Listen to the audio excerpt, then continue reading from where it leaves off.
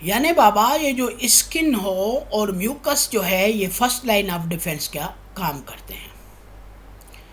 Skin does not permit to enter the infectious micro organisms,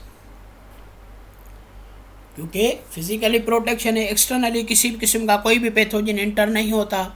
mucus membrane is present along the lining of digestive, respiratory, urinogenital tract.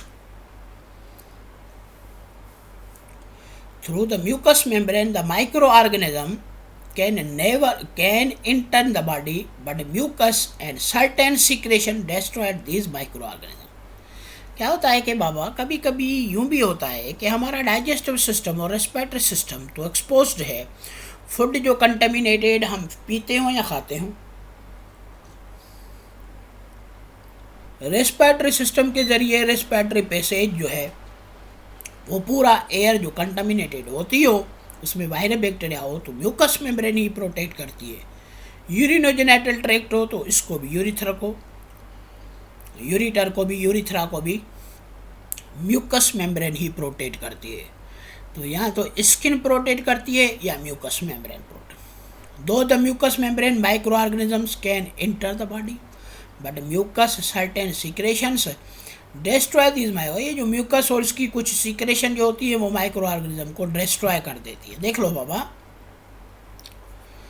आप देखोगे कि ये हमारी eyes हैं, इसके अंदर जो टीयर ग्लैंड्स होते हैं, इसकी जो मेम्ब्रेन होती है, यानी फिजिकल प्रोटेक्शन में आप आईलिड को देख लें, आईलैश को देख लें, और किडनी जो होती है और किडनी के अंदर जो यूरिटर होता है, इसके अंदर जो मौजूद होता है म्यूकस कवर, ये यूरिथ्रा के ऊपर जो म्यूकस कवर होता है ये कभी भी किसी पैथोजन को बॉडी के अंदर एंटर होने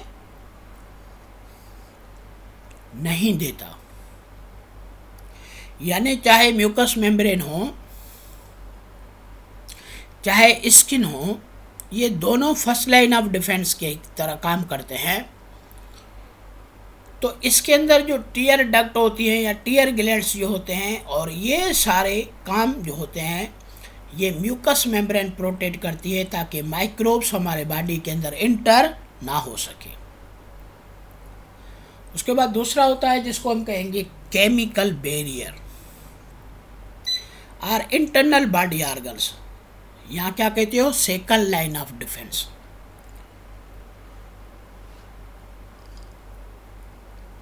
When due to the certain reasons microorganisms enter. In simple word we can say when the microorganism crosses the first line of defense. किसी भी कोशिश से वो अगर स्किन से क्रॉस हो जाए और किसी भी सूरत से अगर म्यूकस मेम्ब्रेन से क्रॉस हो जाए तो फर्स्ट लाइन ऑफ डिफेंस को क्रॉस करता है। अब इसके ऊपर सेकंड लाइन ऑफ डिफेंस है, enter into the body. There is another line of defence for the protection of the body from micro organism.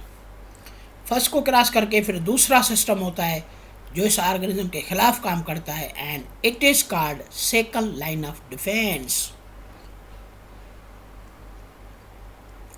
वो कहलाता है सेकंड लाइन ऑफ डिफेंस। और वो कौन से होते हैं? These are phagocytes, anti microbial proteins, inflammatory response. ये तीन सेकंड लाइन ऑफ डिफेंस के अंदर आती हैं, और इन तीनों में से एक एक को वन बाय वन डिस्कस करेंगे। Phagocytes are the examples of WBC। ये WBC का एग्जाम्पल है। These cell destroy the micro organisms and other particle. इनों का काम होता है कि खाकर ख़त्म करते हैं तमाम पार्टिकल्स को और microorganism. One of the phagocyte is called neutrophil. Phagocytic cells दो होते हैं बाबा, एक न्यूट्रोफिल होता है, दूसरा मोनोसाइट होता है। मगर एक फेगोसाइटिक सेल जिसको न्यूट्रोफिल कहते हैं, these cells ingest the bacteria very actively. These neutrophils are live for a short period of time. ये न्यूट्रोफिल माइक्रोफेगस है।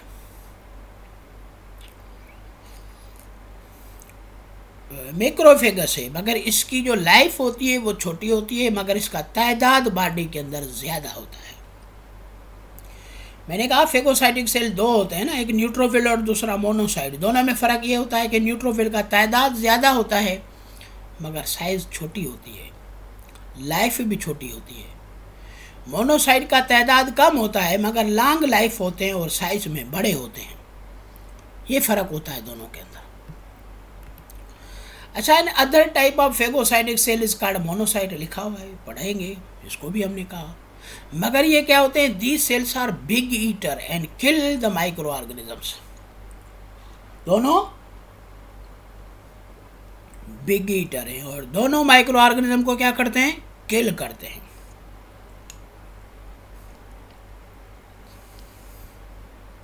अच्छा, they live for a long time of period, वो शॉर्ट टाइम ऑफ पीरियड और ये long time of period.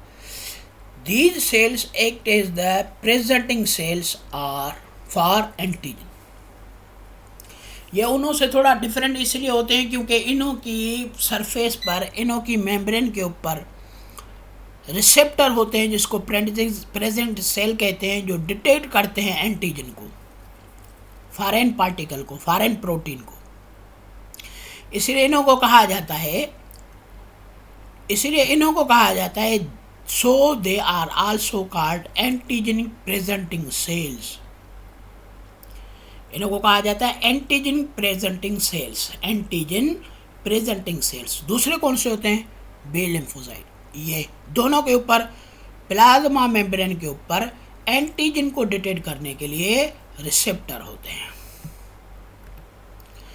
N other type of WBC is called natural killer cells और NK cell. देखो, phagocytic cells में से WBC के cell हमने पढ़े, न्यूट्रोफिल पढ़ा, मोनोसाइट पढ़ा, अभी क्या पढ़ रहे हैं, natural killer cell. These cell destroy the infected cells and abnormal cancerous cell. ये उन दोनों सेलों से थोड़े डिफरेंट हैं। ये माइक्रोब के ऊपर काम नहीं करते, मगर जो माइक्रोब जिन सेलों को इन्फेक्टेड बना देता है उन सेलों को खाकर ख़त्म करना नेचुरल किलर सेल का काम होता है, मगर खाकर ख़त्म नहीं करते। यानी इन सेलों को फेगोसाइटिक सेल नहीं कहा जाएगा। The NK cell produce certain proteins which form spores in the infected cells and destroy them। इसका काम होता है कि ये ऐसी प्रोटीनें बनाती हैं, वो प्रोटीन उन सेल में से निकलती हैं, उन सेल के अंदर जाकर सेल को पोरस बना देती हैं, और सेल जब पोरस हो जाता है तो डिस्ट्रॉय हो जाता है। समझ में आया क्या? ये कभी भी फेगोसाइटिक फंक्शन नहीं करता बाबा।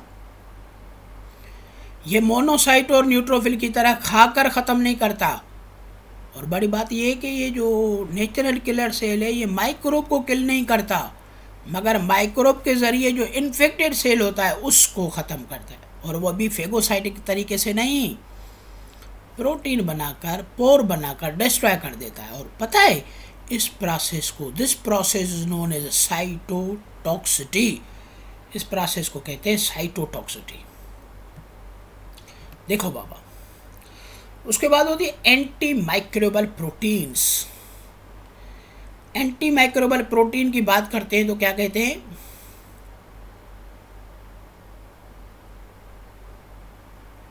Anti microbial proteins. इसकी जब हम बात करते हैं